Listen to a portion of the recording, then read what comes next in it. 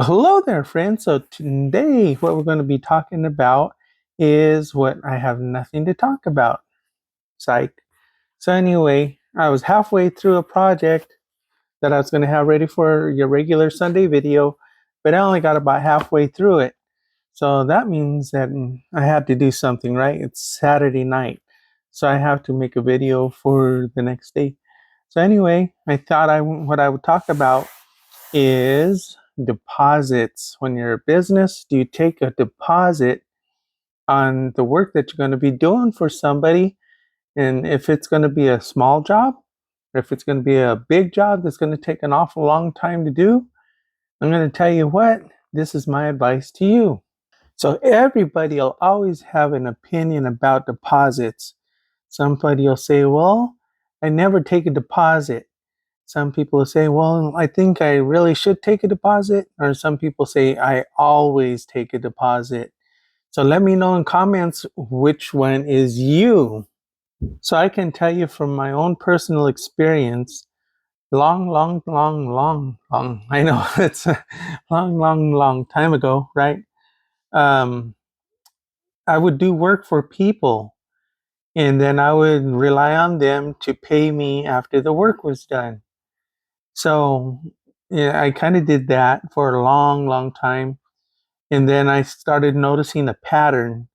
Okay, I'd be investing money in materials, I'd be investing my time, and the customer would take 3 or 4 or 5 days, to come pick up their stuff or not even pick it up at all. So here I'm left with some object that I'm reupholstered for somebody, spent my money on materials, spent my time, whatever the time it was to do the job, if it was 3 or 4 days or it could have been a week, a larger job, a couple weeks.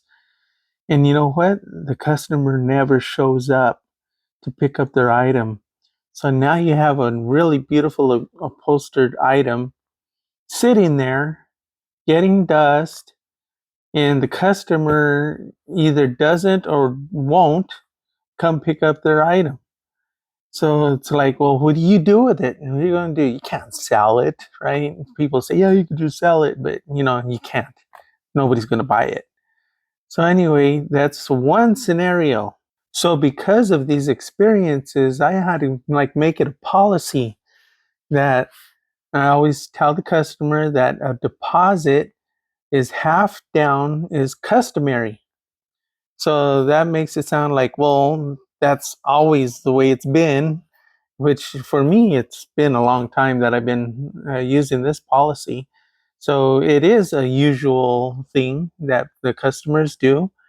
And one story I do have, though, is one old guy came up to me and he said that he wanted me to get something done for him. So he was a veteran. And I had asked him, I told him, well, half down is customary. And he says, well, I don't want to pay half down. And I said, well, everybody does. I showed him my calendar, all my appointments, where I had the price and then half of it. And then he could see it for himself that I wasn't, making up stories. That really is the thing. So anyway, he's like, well, I'm a veteran. You can trust me. And I'm like, well, okay, this guy's a veteran, right? And he seems like a really nice guy. And also I did it. I went against my own policy. So I went ahead and did the job. I did it for him. So I invested my money in materials. I invested my time doing the work for him. And you know what happened in the end? He came and he paid me everything. He paid the balance off. So that one worked out okay. But I'd have to say that that is not usually what happens. So now is a great time to hit that like button. So like. Thank you. So like I say, half down is customary. Sometimes the customer will say, well, you have my item here. I want it back. That's good enough. Or, I need this thing back. So of course I'm going to pay you. But I tell them, I say, well, half down is customary. Then they're like, oh, okay. So anyway, it always works out in the end. And really, it's best for everybody. So the customer drops off the item. I tell them, okay, half down is customary. They'll say, well, here we got an amount, right? So I'm just going to throw a number out there. It doesn't mean anything. We'll just say $1,000 is the job. So I'll say, okay, well, half down is $500. Anything that's close to that or around that or whatever is fine with me because, sometimes they might not have enough cash on them or something like that. And if the deposit ends up being like an off number, like $675, I'll round it down to $600, just to keep things simple. And then, you get more money at the end anyway, right? So anyway, this is, just one of the things that I do that helps me out and it helps out my customer. Sometimes I've had customers, they'll say, well, $1,000 job. Oh, I only have $450 in my wallet here. This is what I have for the half down. And I'm like, well, that's fine. It's not the 500, right? And I'm thinking here, but you know what? That's more money for me at the end. But the customer has skin in the game. They're going to come back and pay the balance later. So a year and a half ago, another one bit me. So a customer came in. He brought me this really nice it's not a mini bike, it's a go-kart. Okay, so go-kart seat, okay, that's totally handmade, bent metal, it's powder coated, everything. He tells me how he wants it with the foam, with the top stitch, made everything beautiful for him, right? He didn't pay anything down. Okay, so guess what? A year went by after I completed the job. He came by actually, came by and he says, sorry that I couldn't come back and pay the balance right away. He said I had these health issues and this and that going on, and I felt sorry for him. So anyway, he gave me half down, okay, and he says, well, I'll be back in a couple weeks to pay the other half. So I thought, okay, I think we're getting on the right track here. The stuff's been collecting dust. I've been holding on to it, which is something I don't like to do. I don't like to keep completed projects laying around because they can get damaged, right? So anyway, he never showed up. But you know what? I got a phone call about 6 months later, and he says, I'm going to be there next week to pay off that balance. And I said, oh, okay. Well,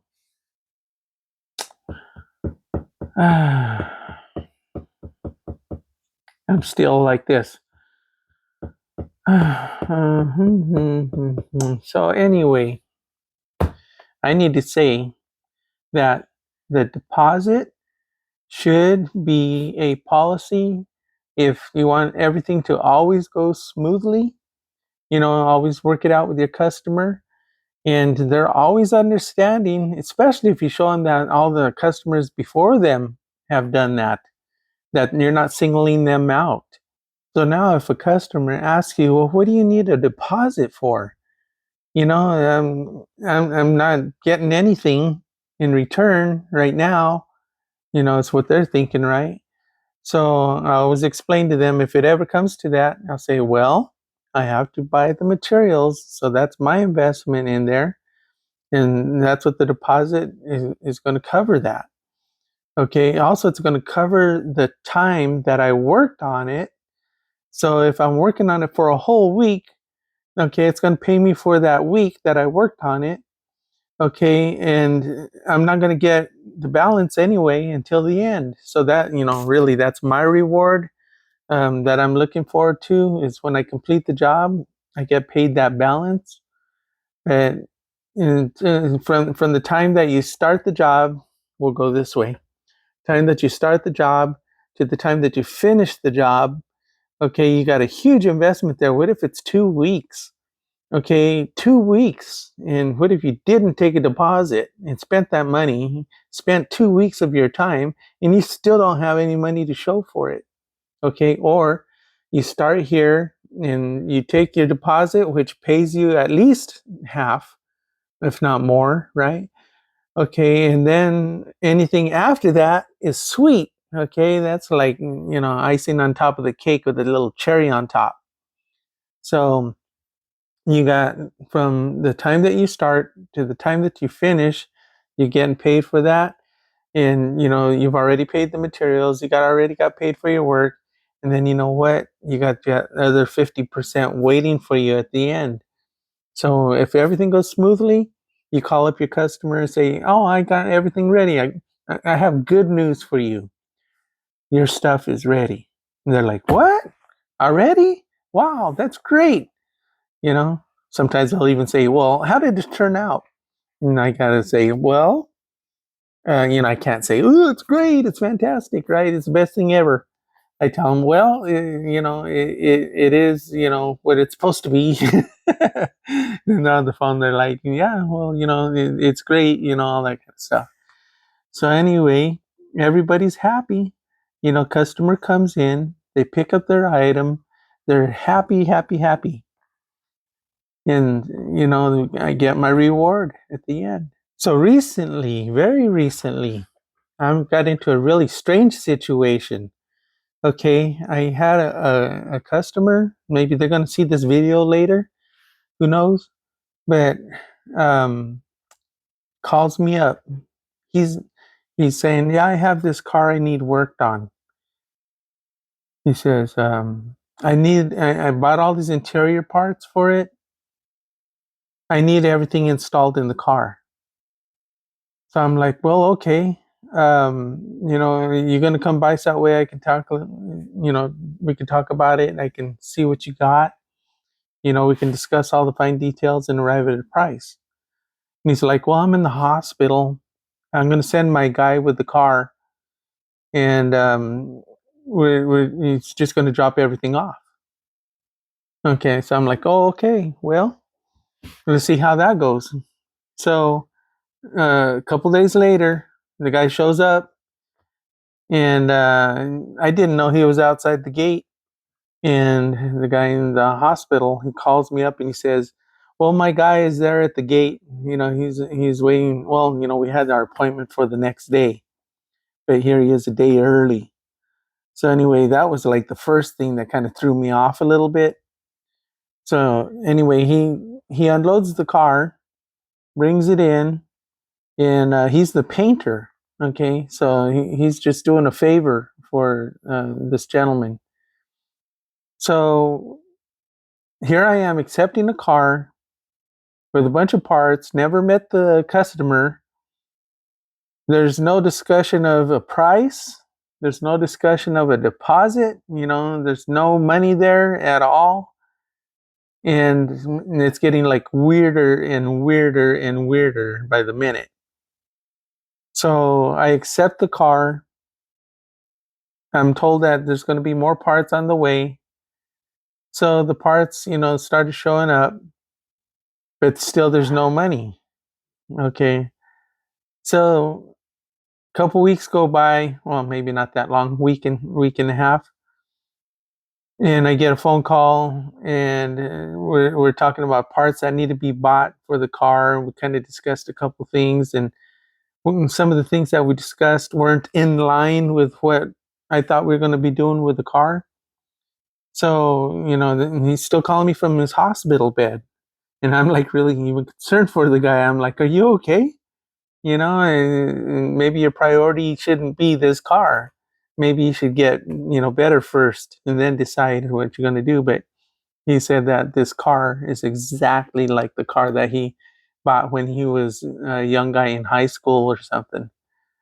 So there's this huge factor on his side that it's really important that he gets his car done. So, I just kind of go with the flow. So anyway, we finally discussed a deposit. So I told him, because I don't charge by the hour. I really don't. I'd rather charge by the job. Because I don't want to charge open ended like that. Um, where I give him some kind of a bill. We kind of talked about that. Okay, I'm going to do the work. I'm going to give you a bill at the end of the week. You pay me at the end of each week for the work that I did. But then that means I'm doing it by the hour, and I don't really want to do that. So what we had discussed was an amount. Okay, and with that amount, I told him, I said, okay, well, I'm going to call that, let's just call that a retainer. Okay, we're going to use that money to buy a carpet kit that we had talked about. Because I told him that I normally don't buy parts.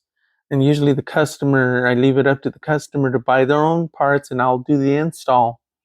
But he kind of insisted that he asked me if I'd make the exception, that I would buy the parts.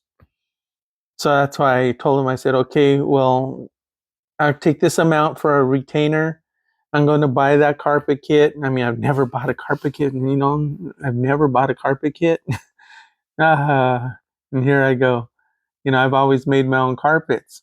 I was making my own carpets before there ever was such thing as a carpet kit, decades before there was a carpet kit.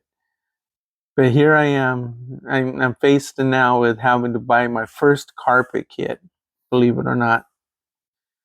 So anyway, money goes towards the carpet kit, and I told him then the whatever amount above or below the amount that we agreed on, I'm going to have to, give him a bill for it. And then after that phone call, it occurred to me. I said, oh man, I hope this guy doesn't think that I'm doing the whole car for that amount that we had talked about for the retainer amount. So that hasn't been resolved yet. But I talked to the painter about that, and he says, no, I think that he's a really good guy. I don't think that would ever happen to you. So anyway, this is what we're talking about today. How would you handle some of these situations? I told you my own personal experiences. Maybe you could tell me some of yours in comments.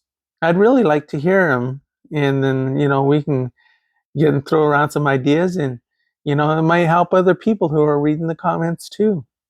Now, for those of you that always ask me what kind of machine I'm using here, so as you can see here, it's a Juki. The model is LU-2810. So that's what I use. And I've been using it for a few years now. I guess more than a few years. Because I wore out my old sewing machine. And people ask me, well, what do you think about this model sewing machine, this model sewing machine, this model sewing machine? And I'm like, well, I don't know. I've only used two in my 45 years. I've used my Chandler Adler that lasted me 40 years before the thing just wore out on me. I couldn't even use it anymore. So, but I love that machine because it was so smooth. It's a German made, and it just ran like a watch. It was so smooth and quiet. And I got this now, and I've been using this, like I said, for a few years, and it's been a good machine. I haven't had any problems. It's a lot noisier than what I was used to. But you know what? I really just kind of bought the best thing that they had at the time at the sewing machine dealer. And I thought, well, it just has to last me another 10 years, right? Because I'm probably not going to be around after that. But anyway, LU-2810, that's a Juki. Well, my friends, until next time, we'll see ya.